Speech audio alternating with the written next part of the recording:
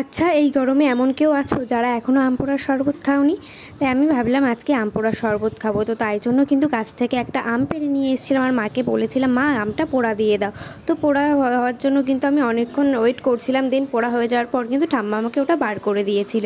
তো দেখো, তারপরে কিন্তু ওটাকে আমি ঠান্ডা হওয়ার জন্য কিছুক্ষণ বাইরে বার করে রেখেছিলাম, আর তারপরে কিন্তু ঠান্ডা জলে কিছুক্ষণ চুবিয়েও রেখেছিলাম।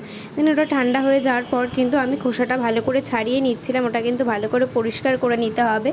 তারপরে ওটাকে আমের পাল্পটা কিন্তু ভালো করে তোমাদের বার করে নিতে হবে। তো যেহেতু আমার হাতে তখনও গরম লাগছিল, তাই কিন্তু আমি ঠান্ডা জল দিয়ে আমের পাল্পটা ভালো করে বার করে নিয়েছিলাম। তো তারপরে দেখো, এখানে কিন্তু আমের পাল্পটা আমি জল দিয়ে বার করে নিয়ে তার মধ্যে পরিমাণ মতো চিনি, বিট নুন আর কিন্তু জিরের গুঁড়ো দিয়েছিলাম। জিরের গুঁড়ো ছাড়া কিন্তু আম পোড়ার শরবত একদমই অসম্পূর্ণ রয়েছে। আচ্ছা, তোমরা বলো তো, এটাকে আম পোড়ার শরবত বলে নাকি আম পান্না বলে?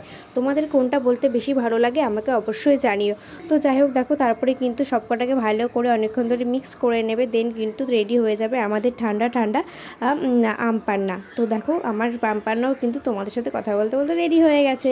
তারপরে আর কি, এবার ভালো করে ছাঁকনি দিয়ে কিন্তু ছেঁকে নিতে হবে। যেহেতু আমের পাল্পগুলো জলের সাথে ভালো করে মেশে না, তাই কিন্তু আমি ওটাকে ভালো করে ছাঁকনি দিয়ে ছেঁকে শুধুমাত্র আমের শরবতটাই কিন্তু বার করে নিচ্ছিলাম।